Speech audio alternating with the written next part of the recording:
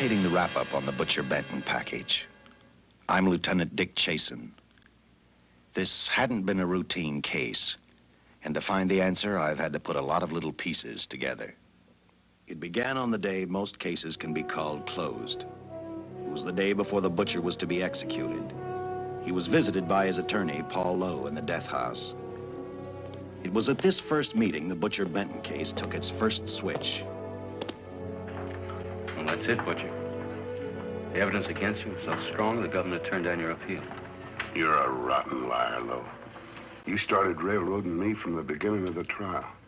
And now you're still trying to throw me curves. Look, I don't blame you for being edgy, but get this straight. I didn't double-cross you. I never worked harder for a client. You mean you never worked harder for a client to get him sentenced? You were a fool, Butcher. If you hadn't tried to double-cross Squeamy Ellis and Joe Marcelli, they wouldn't have turned state's evidence against you. But you had to get greedy. You wanted to keep the whole $600,000 for yourself. Well, the boys got sore, and I don't blame them. It was all your idea. You planned the whole job. You hired us. When you found out I'd staged the money, you decided it was time for me to die. You got those two crumbs to turn state's evidence on me. You stinking rotten mouthpiece. We both know that isn't true, Butcher. Now, look, what's the sense in not giving me the money? It's not going to do you any good. Well, I'll have the satisfaction of knowing that none of you three crumbs are going to spend it. What about Eva? Don't you owe her something? If you tell me where the money is, I'll see that she gets your share. I've got a different idea. I'm going to kill you and Squeamy and Joe. Then I'll take care of Eva myself. You thick-headed ape, you're going to die tomorrow. Remember what I said. I'm going to get you. All three of you. Even for you, Butcher, that'd be quite a trick. So long, dead man. Remember what I said. I'm going to kill you. All three of you.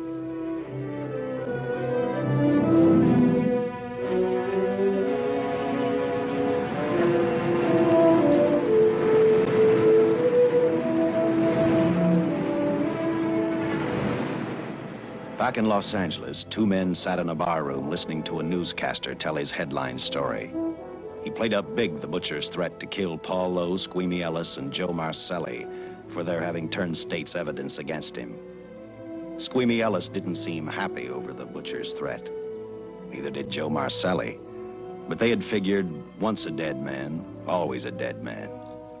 But this was one time everyone was in for a surprise, including the entire police department.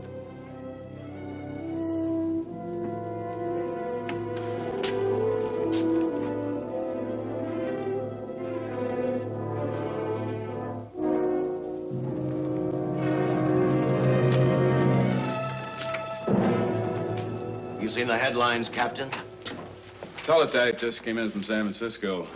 Butcher's execution is set for 5 o'clock this afternoon. And like the newspapers say, he still refuses to talk about that stolen money. Well, I still have hopes of coming up with something. That's what I dropped by for, Dick. With Butcher's execution, the department's marking it case closed. That means you'll be reassigned. I've spent a whole year trying to break this case. As far as I'm concerned, Butcher's death is just the beginning. Of course, I can't prove it, but I think that Paul Lowe was the top man. And even though I have to keep working on it while off duty, I'm going to get Lowe, Squeamy Ellis, and Joe Marcelli. Okay, Lieutenant. Officially, I've taken you off of the case. Unofficially, I wish you luck. Do me a favor. Keep me posted. Will do. Thanks, John. I headed for Eva Martin. She worked in a local burlesque house. I'm a cop, and my job is to ask questions and get answers. So I decided I might as well start again with her.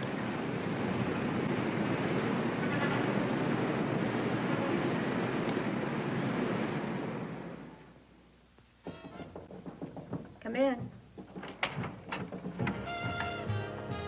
Oh. What do you want? I'd like to talk to you. Talk? You're a cop, aren't you? That's a good question. I can't even find a 3-ton armored car, let alone the $600,000, and I've been on the case a year. I've told you, and I've told you, and I've told you. I don't know anything about the money. I never did. Benton's gonna be dead in a little while. I thought it might make a difference. I never knew anything about the money. Call me dumb. I didn't even know Charles was in the rackets until the trial. I'll take it easy, kid. You're on, Eva.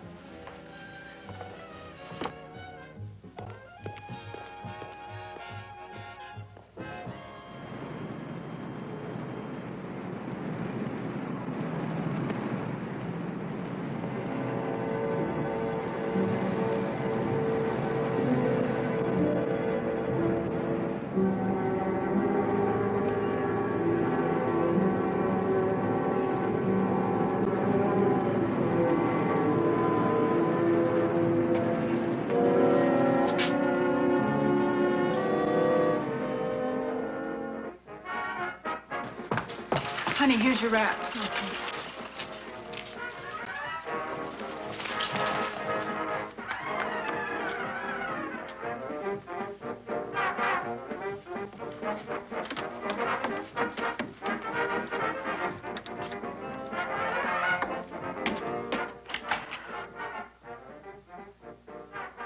A few moments ago, Butcher Benton, without revealing the whereabouts of the $600,000 stolen in the armored car holdup, paid for his crimes against society in the gas chamber at San Quentin.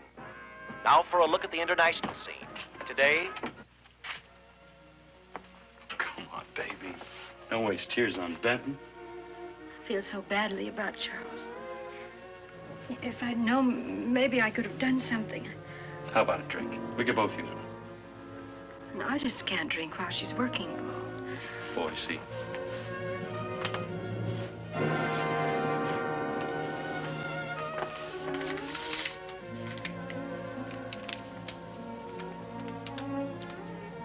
What's that? Well, now what's the matter? It's a message from Charles. He told me to open it if he died. Finale, Eva. All right. How about a steak after the show? No, thanks. Not tonight, Paul.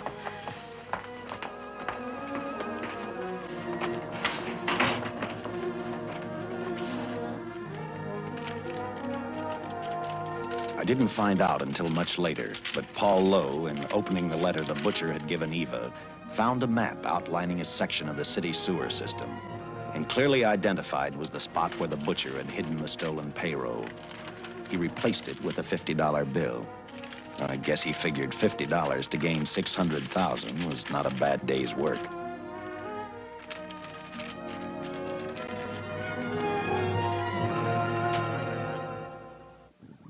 And a few hundred miles away in San Francisco, the case took another switch, which turned the next 72 hours into one long, hideous nightmare. Dr. Bradshaw, a distinguished biochemist, was making preparations for a final experiment which he hoped would lead the way to a cure for cancer. He'd been successful with laboratory animals. The last step called for a human body. And Dr. Bradshaw's assistant quickly made a deal with a local mortuary and returned to the laboratory with the dead body of Butcher Benton.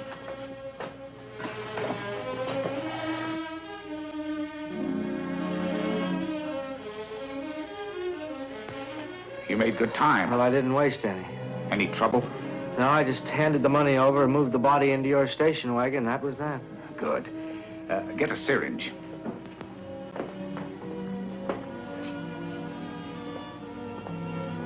He's in good shape. Well, I hope so. We'll get other blood samples later. We'll run this one through fast. Right. Now wheel him into the machine and then raise him. Right.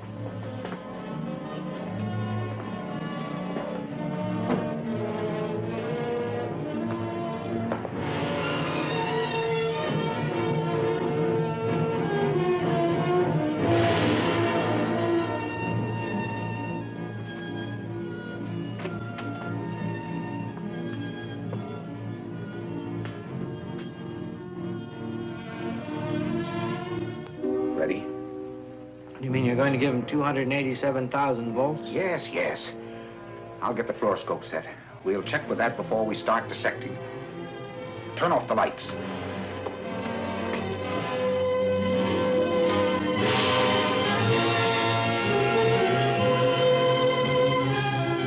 There you are, old boy. If you respond properly and my theory is sound, you'll be more famous dead than alive. Throw the switch.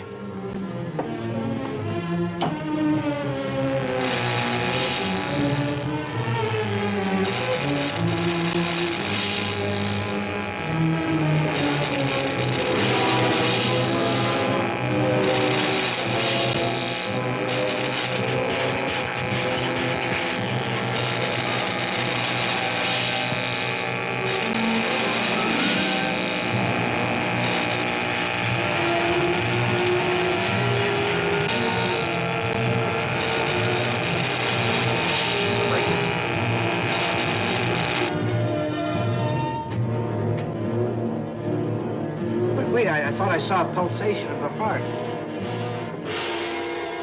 You're right. Dr. Bradshaw is beginning to breathe. You've brought this man back to life. No.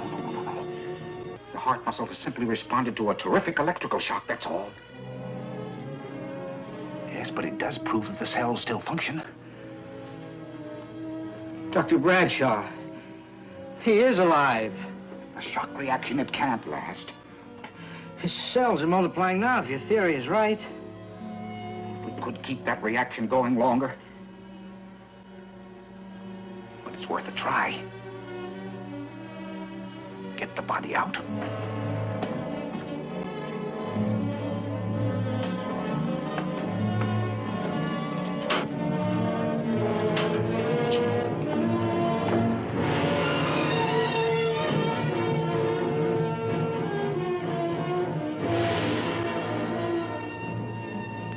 Get some adrenaline from the supply room. Some amyl nitrite, too.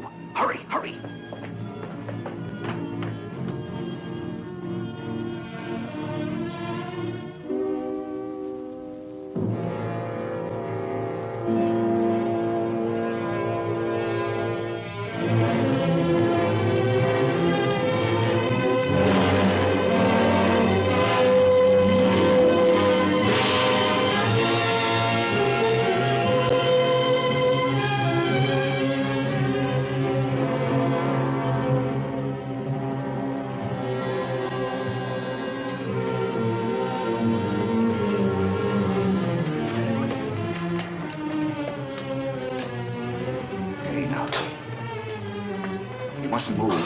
Your heart can't stand the strain.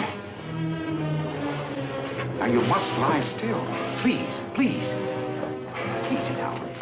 Easy. Easy. You must lie. Easy. Please. Oh!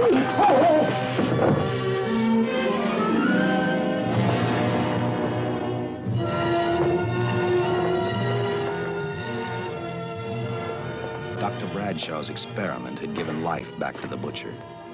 He tried to talk, but the electrical voltage had burned out his vocal cords. Yet it hadn't destroyed his brain. He knew who he was. He knew who he hated.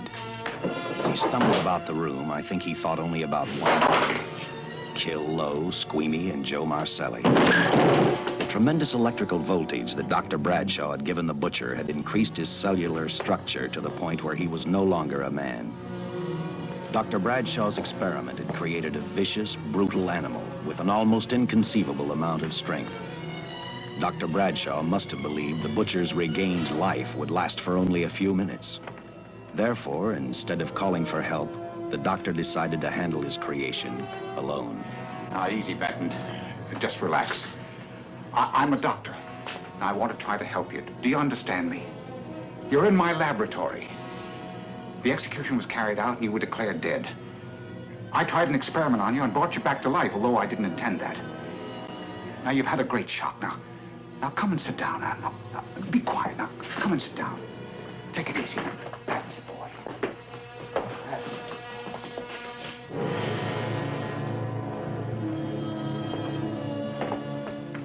Careful. His reactions are violent.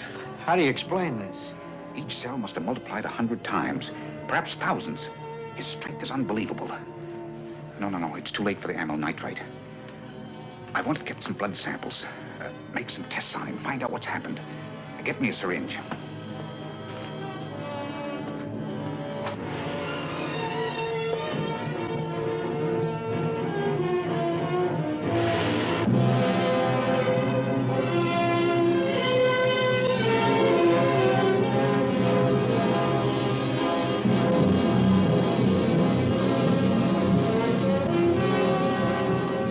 Why won't the needle penetrate the skin? Tissue must be nearly a solid mass of cells. How are we going to get the blood sample? Surgically, perhaps.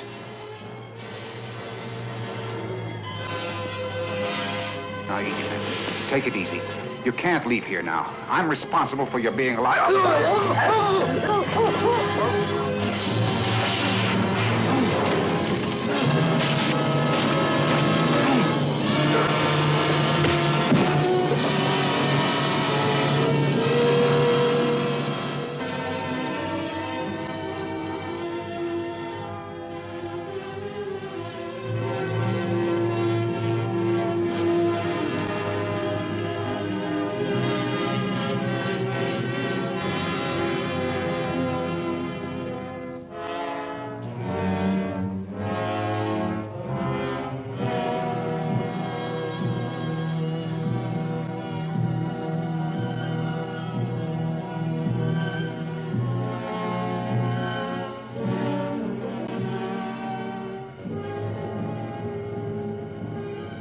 Towards the end of this case, Captain Lauder and I found out the doctor and his assistant had been murdered. But I'm getting ahead of my story. The butcher didn't know how he had been brought back from the dead, and he didn't care. All he knew, he was alive. Then this monster-made man started thinking about Los Angeles.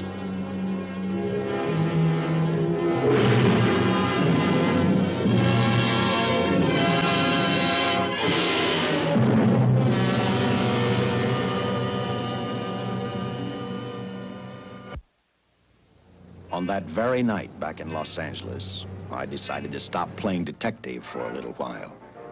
I went to the burlesque house to ask Eva to have dinner with me. After all, the butcher was dead, and if I got lucky, sooner or later, I figured Paul Lowe would lead me to the stolen payroll. In a way, that possibility made me even feel better. It's not fair to watch the show from backstage. Next time, I'll pay admission. I take it by that remark you like my routine.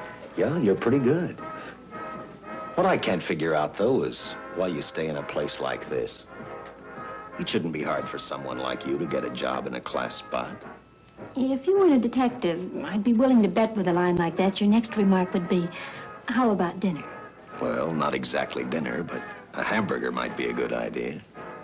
If you're asking in an official capacity, I can't say no. I'm off duty. For the past 6 months, all I've ever called you is Lieutenant Chasen. Do you have a first name? Dick.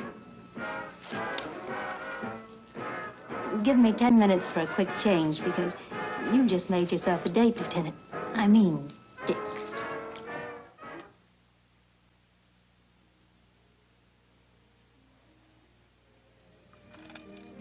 You know something, Dick? I haven't had hamburger in the front seat of an automobile with a guy in a lot of years. Well, from now on, we'll do it more often. It's funny. I always figured a policeman wasn't really a human being. I mean, unless he was arresting someone or trying to solve a case, he was unhappy. Shows you how wrong you are. In fact, everyone on the force gets fed up occasionally with the job they do. Maybe we're more human than anyone else. We see so much trouble, we get to hate the word. But as long as the world's filled with people, there'll have to be men who enforce the laws. What made you join the department? Now who's making with the questions? No, honest, I'd like to know. Well, it's really a very short story. When I got out of the Air Corps, I knocked around for a while. Well, I went to work for an oil company. One day, I went back to college on the GI Bill. Just before graduation, I noticed all about the police department exams. Seemed a pretty good thing to do with your life, so I took the exams, passed, then went on from there. If I ask one more question, will you give me a straight answer? Try me. Am I still part of the Charles Benton investigation? I mean, right now. I don't think so. As far as the department's concerned, when Benton was executed, the case was marked closed. But inside of me, that's not good enough. I don't follow you. Well, the $600,000 is still missing. And a fast-talking underworld lawyer like Paul Lowe is walking around a free man. Someday, no matter how long it takes, I'll get him and the money. Until I do, the Benton case for me is not closed. I give you my word, Dick. Charles Benton never told me anything about the money. Oh, I've been sure of that for a long time. But how did you ever get mixed up with anyone like the butcher? This trouble ever started just happened. I had a roommate who used to date Benton all the time. One day she packed and left for Chicago. Benton carried a torch for her, and he used my shoulder to cry on. First thing I knew, we were having dinner together, and a few weeks later, I was labeled by the police as this #1 suspect and Benton's girl. But it was never like that. I made only one mistake. I felt sorry for him. You mean, until he was arrested for the robbery and the killing, you had no idea how he earned a living? I know this is going to sound crazy, but I only went out with Benton a couple of times. And all we ever talked about was Madge, my old roommate. The last time I saw him, he tried to get too friendly, and that's when I told him he had the wrong girl. But like I said, I'd already made my mistake. What about the burlesque house? How do you two fit together? You sound like a lot of other people. I left a small town a couple of years ago because I won a beauty contest, and the first prize was a screen test. After which, nothing happened? That's right. Only, it was pretty rough.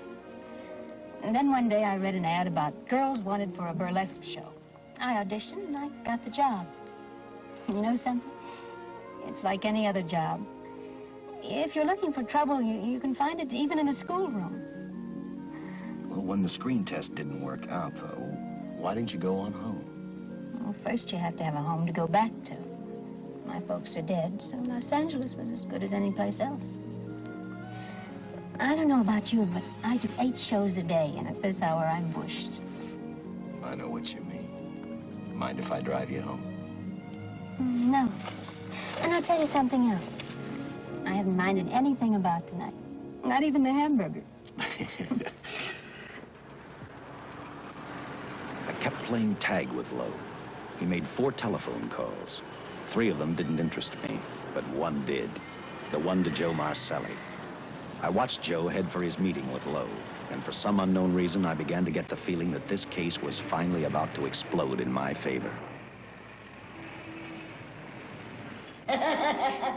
You see what I mean? Well, look at that, will you?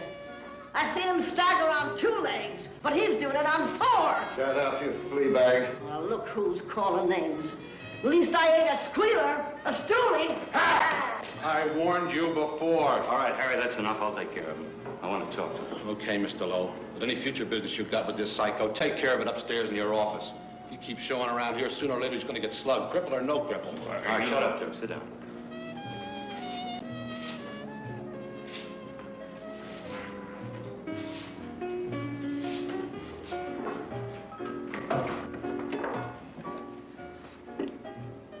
I need a shot, bad. You'll get one after I talk to you. You sober enough to understand? Yeah, I run out of dough. No wonder. Look at you. You used to be the best torch man in town. Now, I don't think you could crack a safe if you knew the combination. No jobs. Nobody wants me since I turned states on Benton. That's your doing. You talked me into All right, it. quit crying. I got a job for you. If you can stay off that stuff long enough. You know I can if I've got a job. How much? What is it? There's $2 grand in it for you. Where? Right near where he pulled the job. Interested? $2 grand ain't much out of 600,000. There'll be other expenses. Besides, that money's plenty of it. Now, you want it, or do I get another boy? I'll do it. How soon do you want me to go to work? Set it up for tomorrow night. Call me before noon. I'm going to the races. 1. And that's all. The job's over.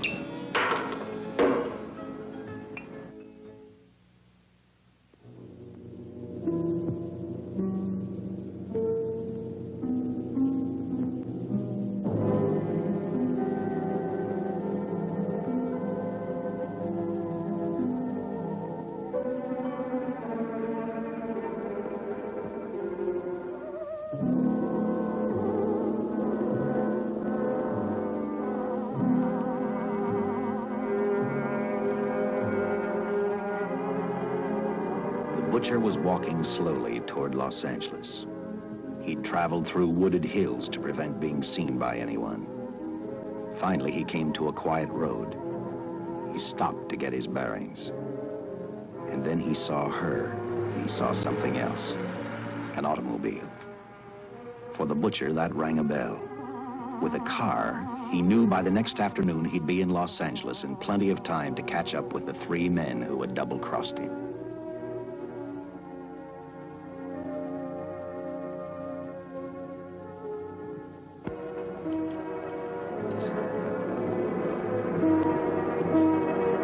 Well, see, you're a real gentleman to be helping strangers in distress. I hope you don't mind me using the babe here as bait. Quite a dish, isn't she? But that's what she gets paid for. Bait, that is. Yes, sir. She's a real shaker artist of my outfit. Carnival man myself. Just call me Connie. Yeah. Well, friend, we're in a little bit of difficulty here. Got a flat tire, brand new car, no tools in the back. Why, some of these dealers make my carnival grifters look like babes in the woods.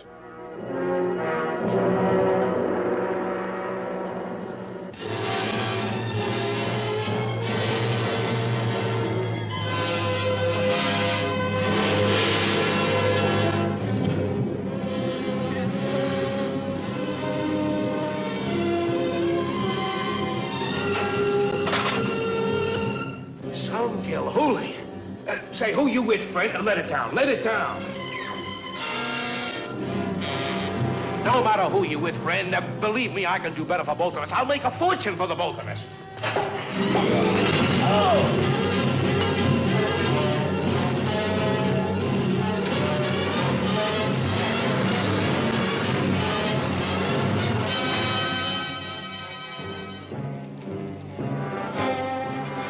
An hour later, the San Francisco Police Department sent out an APB.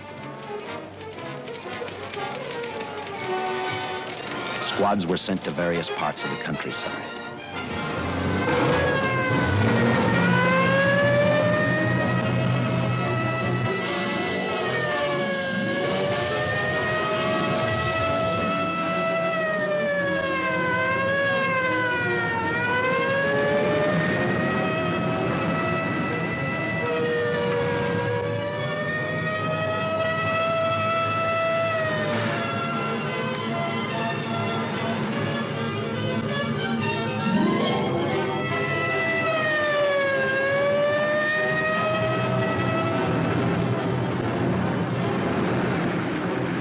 Roadblocks were thrown up to catch the cold-blooded killer the hysterical girl had described. Each squad kept reporting back to central headquarters, and each of their stories was the same. So far, none of them had spotted the car the killer was driving.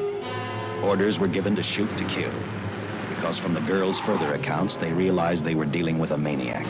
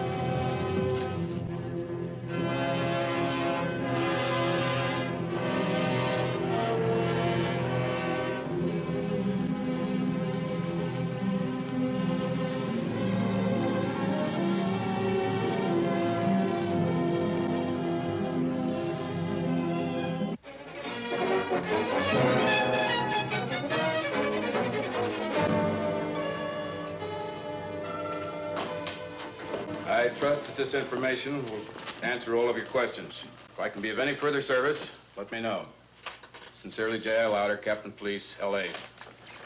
Here's another all points from CHP, Captain.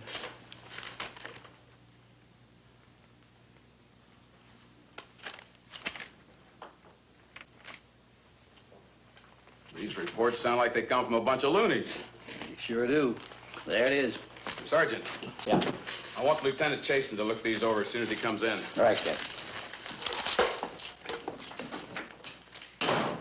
The next morning, I read the stories of the brutal murder of the 2 police officers. I also read the witness's statement about the bullets having no effect upon the killer. I felt sorry for the witness, and I thought about how easily a person's mind can become confused when suddenly they receive a brutal shock. I didn't believe a man existed who could not be stopped by a slug from a .45. Good morning, Captain. You and the rest of the force are going on 24-hour duty. Seen the headlines? You mean this guy that's running amok up north? Yeah, the latest report, he's killed 2 police officers. Made a getaway in a green coupe heading south. I've got a hunch this killer's going to be our baby. He could be in town right now. Yeah. You better get started, Lieutenant. Okay. Any new leads on that holdup money? I think the girl can probably be counted out.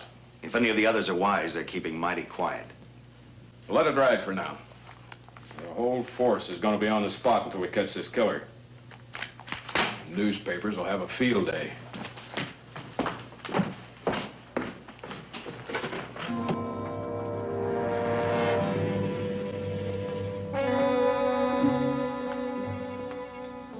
We were wrong about 2 things. The killer was already in our city, and we didn't know he was Butcher Benton. He headed straight for Eva Martin. He went to her dressing room to get back the map he had left in the envelope with her. He wanted first to check his money, then catch up with Lowe and the others.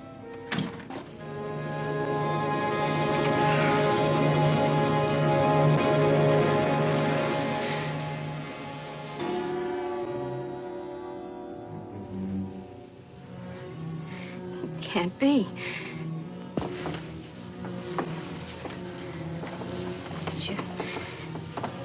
You do look like him. Only different somehow.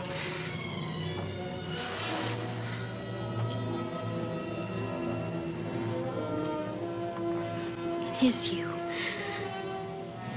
Why didn't somebody tell me? What's happened, Charles? Those look like bullet holes. Are they?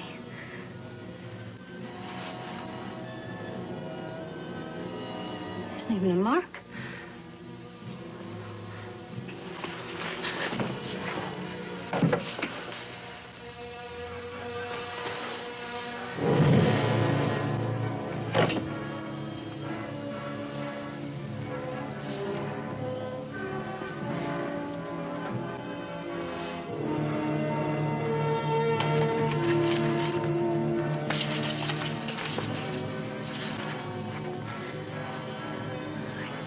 I opened it like you told me. I found the $50.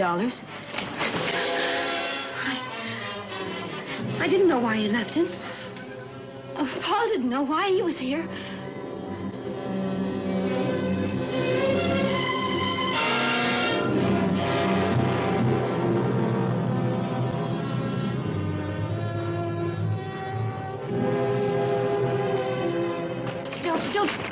Don't think crazy.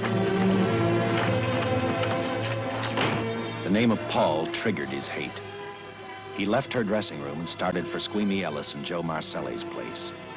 Because he knew, with them out of the way, Paul Lowe couldn't open the strong box where the money was hidden.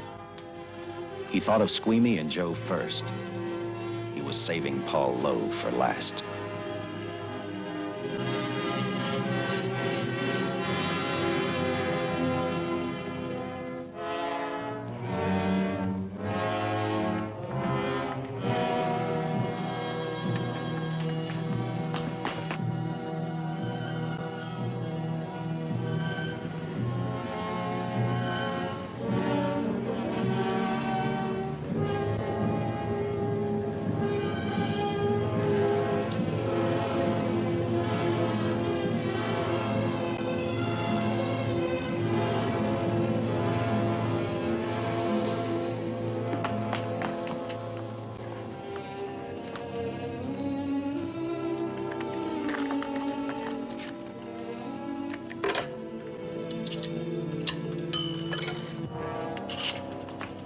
Hey, Eva, can I borrow your eyebrow pencil?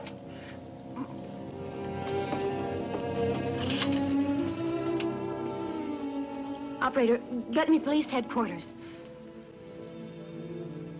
Lieutenant Chasen, please. When do you expect him?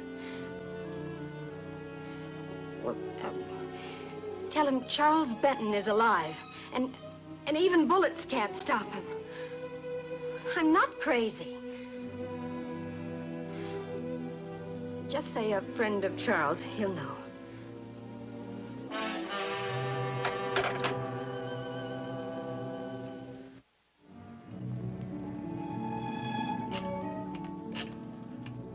After leaving a message for me, Eva telephoned Squeamy Ellis. She tried to tell him the butcher was alive and on his way over to kill him. Squeamy didn't believe her, and in a way you couldn't blame him. Who in their right mind would believe a man had returned from the dead? What Squeamy actually believed was that the butcher, before his execution, had hired a killer to carry out his threat.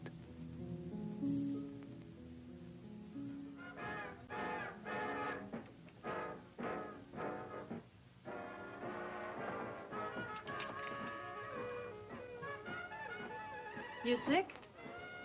What? You don't look so good to me. 10 minutes, Eva. All right. Say, Eva, I could take over the matinee trick for you. What? It's easy. Look, Eva, I can do it. Scabba-doo-doo-doo-doo. Oh, on. Francine, I just thought of something. Yeah? Eva agreed to let Francine do the show. She hoped she'd be able to interrupt the butcher before he arrived at Squeamy's hotel. Or, failing that, at least be able to warn him to stay out of sight. You wanted me, Captain? Yeah, I just had a rundown on those fingerprints of the stolen car up north. We got nothing on the driver who was killed or the woman with him. Take a good look at these. There's something funny about these. Yeah. The boys in the lab can't figure it out either. Those are the killers. They were found on the steering wheel. Looked like they'd been stamped in with a steel die. They sure do. These are Butcher Benton's. What? Well, they look the same to me. How do the lab boys explain that? They don't. Their best guess is a twin brother. An identical twin could have the same pattern of whorls with only slight variations. Ever hear of the butcher having a twin brother? No. Even if he did, it wouldn't explain these freak prints. You didn't pick up your message, Lieutenant. Some wacky dame calls you. And she says Charles Benton is alive, and bullets won't stop him. If we buy the twin theory. Who was she? Where'd she see him? Well, she wouldn't leave her name. Sounded kind of hysterical to me. Said she was a friend of the butcher's. Eva Martin. Get over to the Follies and see what that girl knows. Yeah. Some guys have all the luck. I never drew an assignment to the Follies.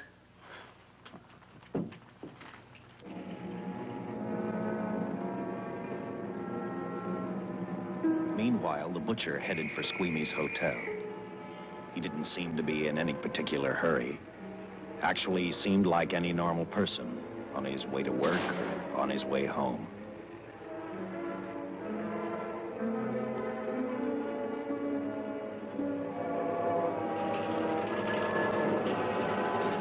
He rode up Angel's Flight, arrived at the top, scanned the hotel building, and then noticed the only exit from Squeamy's apartment, a fire escape.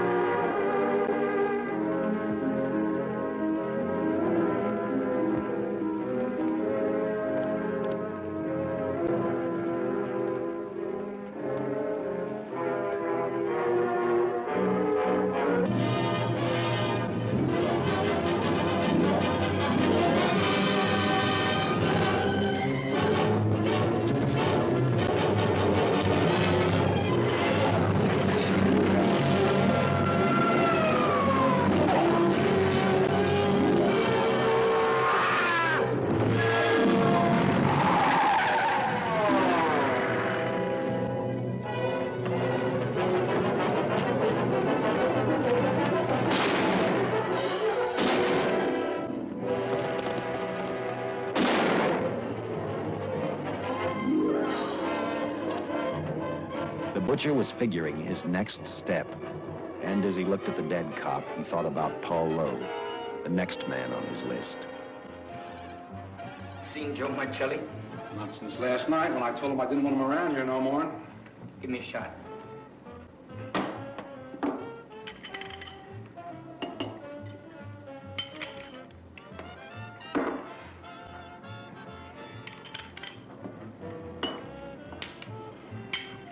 Look, I need help. Just found out that Benton's hired a killer to get me. He's after Joe, too. Well, then drink up and get out. I don't want no trouble around my place.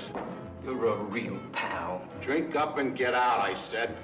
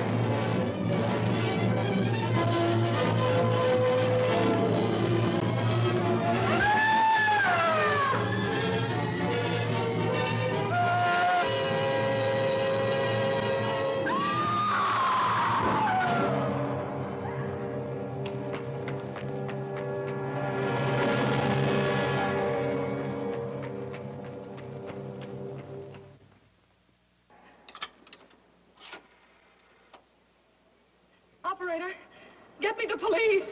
Police! Yes!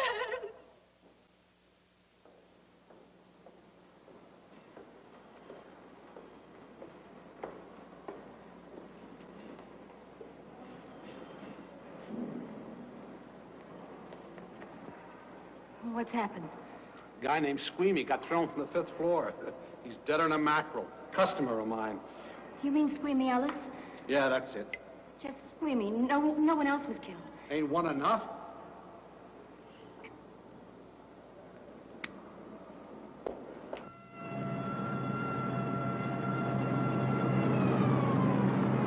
I tell you, the bullets never even phased him. He must have been wearing a bulletproof vest.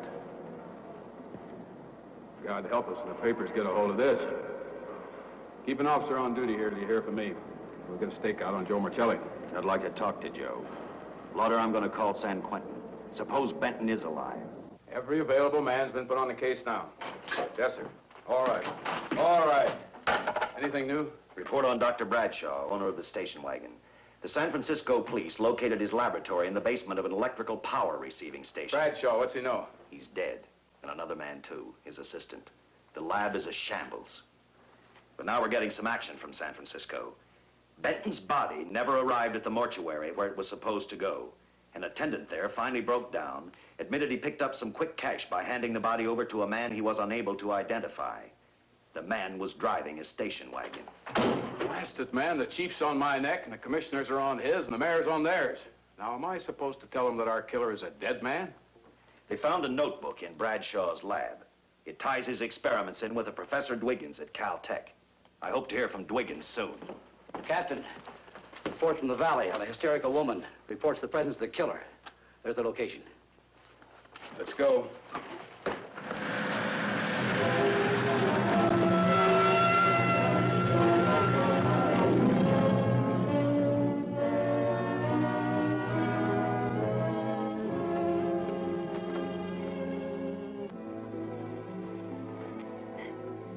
You and your boyfriend had a little fight, and he got out of the car to take a walk. You noticed that he walked down toward the sump area in the direction where you'd seen those lights a short while before. What happened then, miss? Please try to tell us. Well, I just sat there a few minutes, I guess. I was pretty mad. Then there was a loud crash, like heavy metal, sort of, from down here. I got out of the car to get a better look. I heard Jimmy cry out something. I couldn't make out the words. Then down here, in a patch of light, was Jimmy. And coming toward him was this man. Big man. Lifted Jimmy up over his head like he didn't weigh a thing. Jimmy screamed. Just once, before he broke Jimmy's back. I heard it snap, not far away. Then I started running till I found this house. They let me use the phone. Thank you, miss. We'll see that you get home right now. O'Malley, see that the young lady gets home all right. Paul Lowe, while driving to his office, heard a radio commentator report the murder of Joe Marcelli. And what shocked him most was when the broadcast identified the killer as possibly being the butcher. Lowe headed straight for Eva Martin at the Burlesque Theater. Oh, you gave me a start, Mr. Lowe. What are you doing here? Where's Eva? Oh, I'm taking her place. I'm going to wear her costumes. What's it to you? I asked you, where's Eva? Hey, don't get physical. Well, watch your tone of voice, Buster. I told you. Little Eva isn't here. I could see that for myself. Where is she? She's at police headquarters. That's where she is. Yes, sir. No, sir. Captain Lauder's still with the mayor. The killer dropped out of sight. He was last seen in the Hollywood area. Yes, sir. We know he's dangerous. Every angle's being covered. Yes, sir. I'll tell him.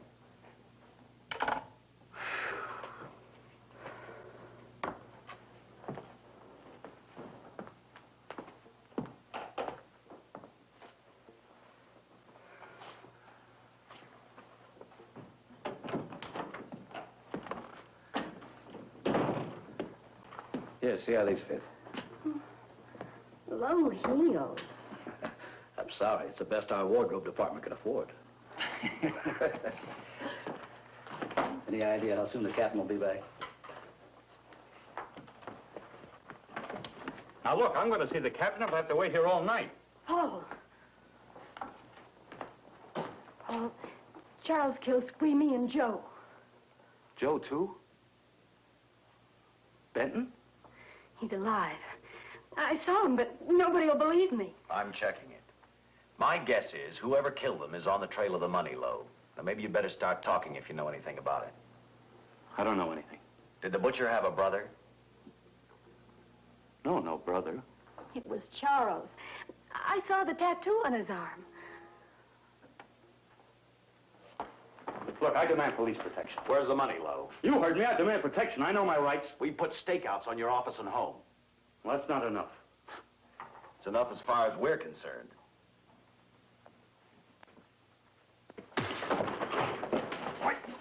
Now you gonna book me, Sergeant?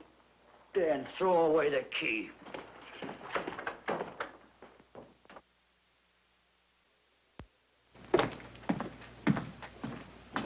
Thank you. Come up with anything yet, Dick? Oh, we've checked every hotel, motel, and rooming house in town. We've run a cross-check on every hangout Butcher ever used. Net results, blank. This is incredible. We not only discover a dead man turned killer, but it's beginning to look like he plays ghost, too. He's somewhere in this city, and if we have to take it apart brick by brick, we've got to get him. I may be way off, but I think Paul Lowe could tell us a lot. Maybe, but it's a cinch he's not going to. Well, suppose he had no alternative. You better grab some coffee. Your mind's beginning to play tricks on you. No, now, wait a minute. When Lowe came to us for police protection, it was because he was scared stiff the Butcher would add him to the list of Squeamy Ellis and Joe Marcelli. Go on. It figures, too. When he slugged the sergeant, he knew we'd book him right away. Oh, this Lowe's a pretty cute character. But we can play the same game.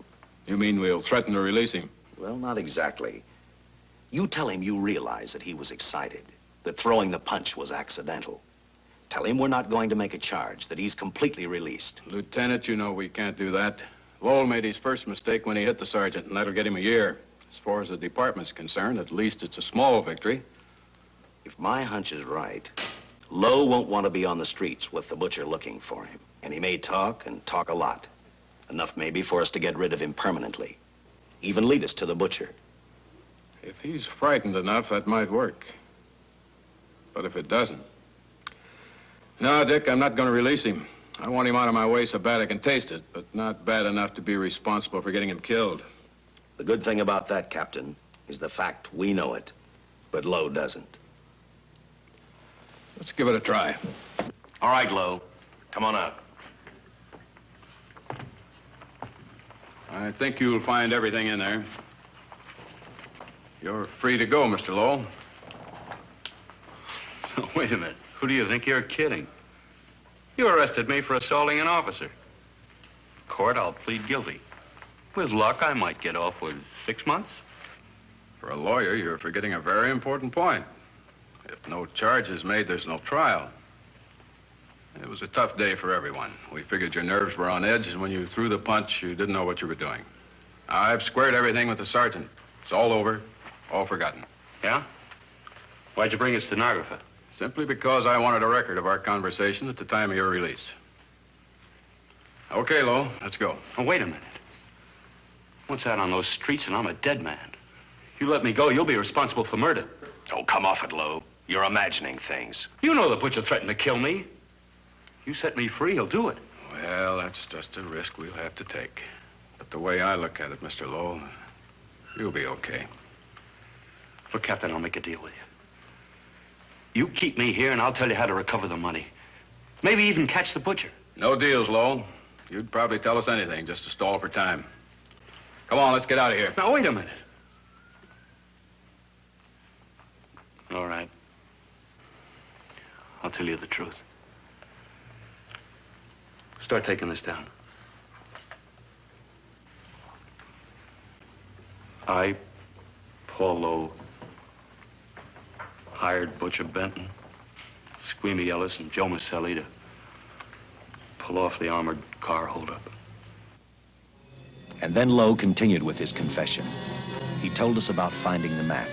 He showed us the exact location of where the Butcher had hidden the stolen payroll. And he gave us a most important answer.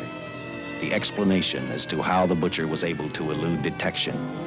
His means of escape was the sewer system beneath our city.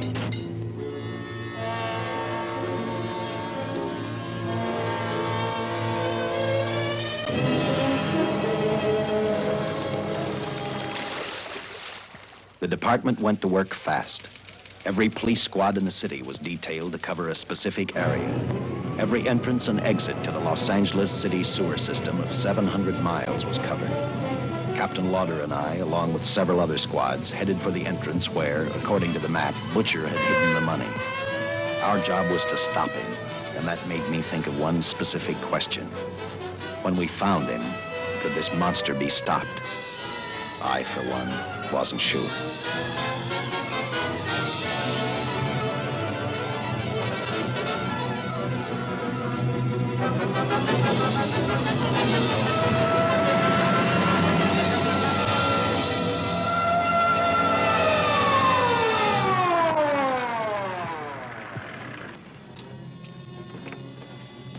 Everything all set, Lieutenant? City engineers mapped out each possible exit. The squad of officers are spotted at every point. If the butcher can be caught, now's the time. Well, after I talked to Caltech, I called on the fire department for a little help. The professors thought a flamethrower might stop him. Flamethrower? I suppose their boys have had a chance to join our squads by now. I see we have one with us here. Have you thought about what'll happen if this doesn't work? No. I've been praying too hard that it will work.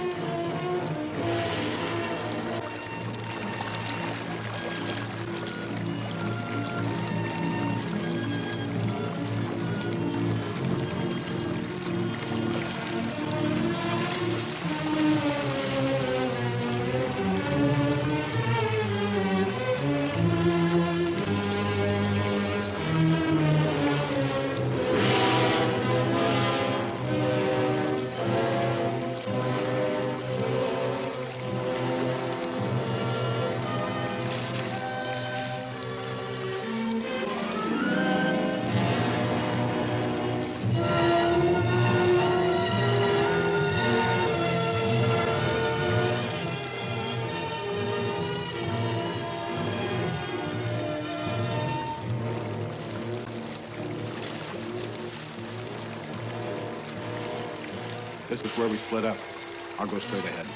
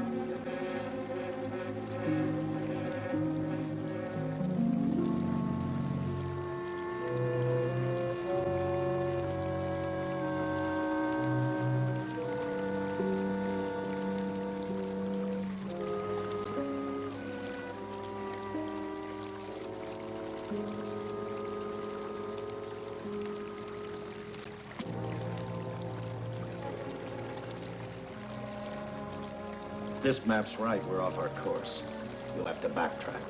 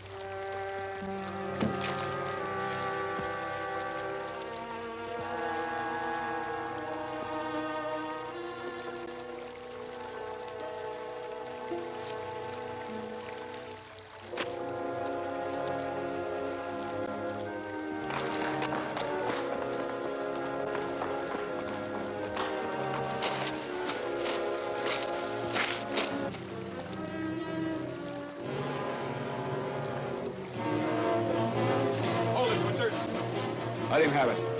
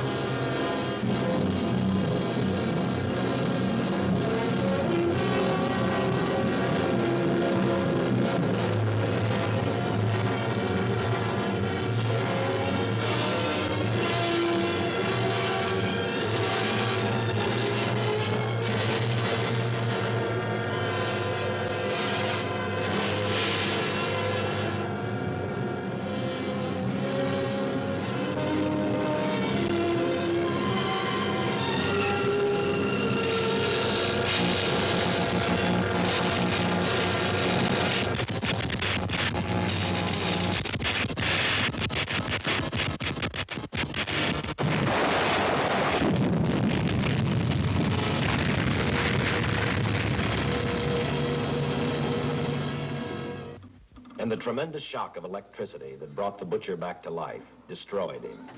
The $600,000 stolen in the armored truck robbery has been recovered. Case closed. Well, here are the scientist's comments for your records. I had to fill in a few spots with my own guesses, but I guess that's about the size of it. Did you get any sleep? Oh, some. Not much. How's the girl today? Well, I called the hospital about an hour ago. She'd gone. Gone? Where? Well, she told him she was a working girl and that she'd been away from the job too long already. Quite a girl. Yeah. Say, how about that time off I've got coming? 48 hours, beginning right now. Get some rest, Dick.